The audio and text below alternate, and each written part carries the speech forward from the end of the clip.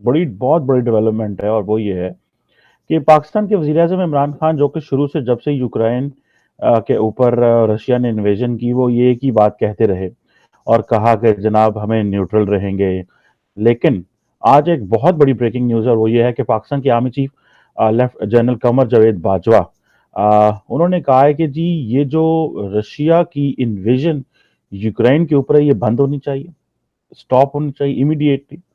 और उन्होंने कहा कि ये जो रशिया कर रहा है ये बेसिकली ज्यादती है। आज उन्होंने आर्मी चीफ ने उन तकरीर की है और आपकी तकरीर के बरक्स उन्होंने वहां पे उस पर गुफ्तगू की है।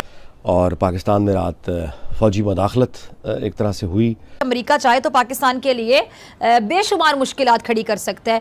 हमें जो वेंटिलेटर लगे हुए हैं अमेरिका की मर्जी से लगे हुए हैं। उन्होंने कहा जी मैंने आर्मी चीफ की तकरीर नहीं सुनी।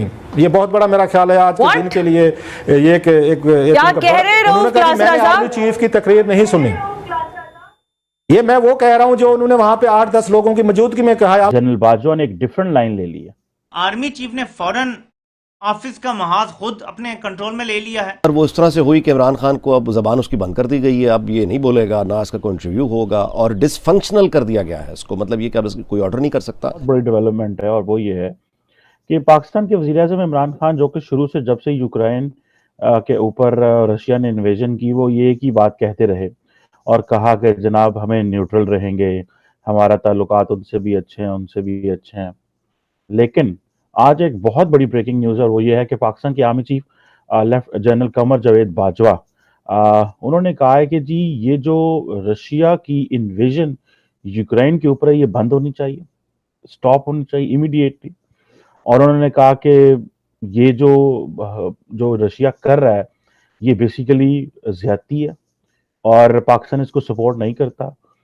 यूक्रेन एक छोटा नेबर है और जो रशियन ये जो एग्रेशन है इसको हम कंडोन नहीं कर सकते और हम इसकी सीज फायर की बात करते हैं। हॉस्टिलिटीज बंद होनी चाहिए और ये बड़ी अनफॉर्चुनेट है कि हजारों लोग जो हैं वो मर रहे हैं और यूक्रेन जो है वो तबाह हो रहा है और ये जो कॉन्फ्लिक्ट है इसकी जारी बात है प्राइस है। ये एक छोटी स्टेटमेंट नहीं है, ये एक बहुत बड़ी स्टेटमेंट है। जनरल बाजवा ने एक डिफरेंट लाइन ले ली है। अब देखना यह है कि क्या ये डिफरेंट लाइन लेने की वजह क्या है।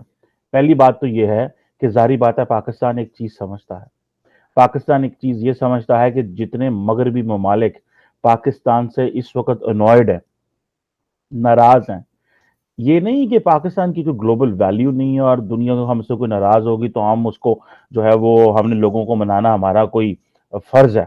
नहीं, देखिए आपने जो काम करना होता है वो काम जो इमरान खान पॉपुलिस्ट स्लोगनरिंग, नेशनलिस्ट स्लोगनरिंग, ठीक है जी, और अमेरिका को गालियां और यूरोप को गालियां और ये कहना मैं तुम्हारा मुलाजम नहीं हूं, हम कोई तुम्हारे गुलाम है।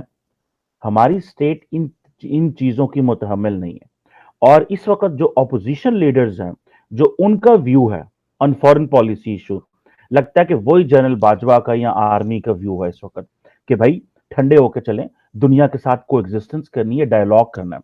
अब देखें, अब ये पाकिस्तान की न्यूट्रलिटी तो इसके ऊपर खत्म हो गई।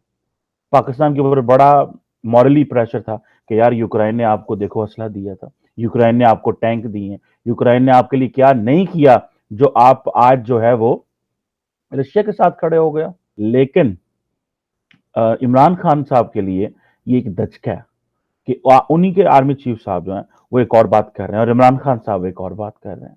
और इमरान खान साहब वो क्यों बात कर रहे हैं? क्योंकि इमरान खान साहब रैशनल एक्टर के तौर पे काम नहीं कर रहे हैं, वो एक इरैशनल, एक चाइल्डिश, पॉपुलिस्ट, सेंटिमेंटल और जिसे कहते हैं ना एक अल्ट्रा नेशनलिस्ट होकर सोच रहे हैं।